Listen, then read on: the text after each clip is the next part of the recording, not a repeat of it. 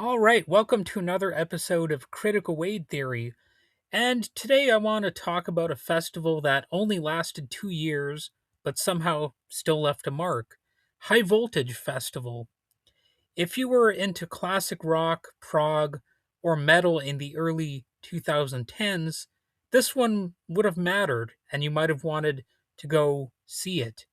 And if you weren't there, like I wasn't there because I rarely get around to any sorts of festivals or even concerts for that matter. But anyway, if you like this sort of thing and you could regularly go to concerts at the time, then you might have heard someone say it was like a masterpiece of a festival, and they would wonder why did it ever stop. So let's look at that a little bit. Let's rewind and get into what this festival actually was. So, High Voltage Festival took place in Victoria Park, London. It ran in 2010 and 2011, and that was it. Just the 2 summers. No long decline, no awkward comeback. It arrived, did its thing, and basically disappeared. So the focus was clear from the start. This wasn't a pop crossover festival. This wasn't trying to chase trends. High Voltage was built around classic rock, progressive rock, and metal.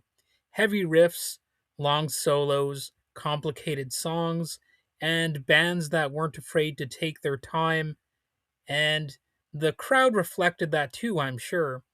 You surely had some older fans who'd been following these bands for decades, some younger fans discovering prog and classic rock, sometimes, for the first time, perhaps. There might have been some goths there, denim jackets, band tees that had clearly survived a few tours. So it was a mix, but it worked. Unfortunately, it didn't work in the long term, though. So the first year was 2010. The headliners alone tell you what kind of festival it was. You had ZZ Top, Emerson, Lake and Palmer. So that's Texas blues rock on one end and full-blown prog royalty on the other. The rest of the lineup filled in the picture. You had Foreigner, Asia, Uriah Heep, Heaven and Hell, Heaven Heaven and Hell, Marillion, Joe Bonamassa, which I'm probably mispronouncing. It felt like a living history lesson, but not really a museum. These bands weren't there to, you know, just relive old times, at least, you know, you would think so. I mean, they're trying to reach new audiences, of course, not just play it safe, at least in a lot of cases. They showed up like they still had something to prove, and like they've wanted to still say, hey, we're here, we've got this music that we're still wanting to put out there. Sure, some of the bands were not brand new. Well, most of the bands weren't brand new, but you know, I'm gonna buck the trend of all these people saying that older bands or older musicians shouldn't be out there playing. Like, you're too old, go on and retire, nobody cares about you anymore, or whatever. I say hell with it. If you're in the mood to go out and play, even if it's to a smaller audience or whatever, go ahead and do it. I'm so sick of this. Like, you got to be embarrassed if you're a musician or whatever. Now, obviously, if you've got some Me Too skeletons in your closet or something, then okay, maybe you should retire. And I'm sure that's true of a lot of different bands out there or individual performers. The sordid, groupie sort of tales that might haunt somebody, or other crimes. Like, okay, in that sort of case, yeah, maybe throw in the towel, which is an expression that I don't use that often. So I'm not even sure if it's the right expression. I could get into that little rambling point here. But anyway, In 2011, somehow they went even harder because you had headliners like Judas Priest and Dream Theater, which are, more stereotypically metal and prog, perhaps. I don't know. When I think Dream Theater, I think of a band that a lot of people kind of make fun of for being overly prog, you know? So this was a festival that wasn't holding back in terms of appreciating the hardcore prog elements. There are some bands out there that are kind of prog, but it's like they're maybe a little bashful about it. They're not as flashy. They don't play as many complicated parts. There's still a little bit of flash and some complexity, but it's like they're holding back a little bit. But Dream Theater and Liquid Tension Experiment, which I guess is an offshoot of Dream Theater, they don't really hold back. They're like, hell with it. We're going to go full prog on these songs. And this festival wasn't ashamed of that, which I can kind of respect, even though prog really isn't my main thing. I'm actually, if anything, if we're talking about choosing one extreme side over the other, I would say that I choose minimalism a little bit more than, the maximalism. Even though I can appreciate like Frank Zappa and things like that, I'm still a little bit more like the punk rock type or the Johnny Cash type. Ramones, like, even though I couldn't listen to that kind of stuff all the time, I like diversity of content, which is why this sort of gig might have been a good rock show for me to have gone to if I was ever able to travel abroad and, see the sights and hear the sounds. But unfortunately, that was not my life in 2011 or 2012 or any other point in my life. So, yeah, that's a whole other episode, I suppose. And again, these were two very different approaches to heavy music sharing the same weekend. You also had Slash, Queensryche, Thin Lizzy, Black Country Communion, which I'm not that familiar with, Jethro Tull, and Anathema, which I'm also not that familiar with. And it was the kind of lineup that made you stop and say, what the fuck is this? But in the best possible way. If you're not used to these kinds of lineups, well, this festival might have been a new experience for you. And one of the things that really set High Voltage apart was how it was structured. Instead of cramming everything onto one main stage, the festival leaned into its different genres. There was a dedicated prog stage, and this wasn't prog as a joke or a novelty. It was, taking it seriously. Bands like Transatlantic, The Pineapple Thief, Zappa Plays Zappa, and Opeth played there. Long songs, mood shifts, full albums worth of ideas in a single set. If you loved progressive rock, it felt like the festival was saying, we made this for you. And then there was the metal stage, like I suggested earlier. This was maybe a little bit heavier, louder, and unapologetic. Bands like Hammerfall and Grand Magus took over, or is there Magus?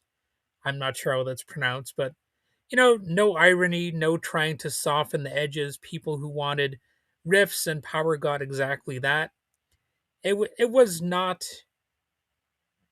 I would say it was not cheesy. You know the way it was presented, and you might be able to get into a band if it's amongst all of these other bands. That's one of the things that I would say was good about this, because sometimes being in a specific environment, a specific time and place, that might be a deciding factor in how you view that band. So, for example, if if you're seeing or I should say hearing a song in a movie, then you might associate the song with that movie. And if you like the movie, well, maybe the song will forever, be a part of your imagination when it comes to when you think about that film.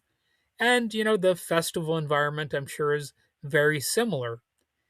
And, the closest thing I got to this was locally, we had these things called the Copper Country Crushathon, which had these extreme metal acts.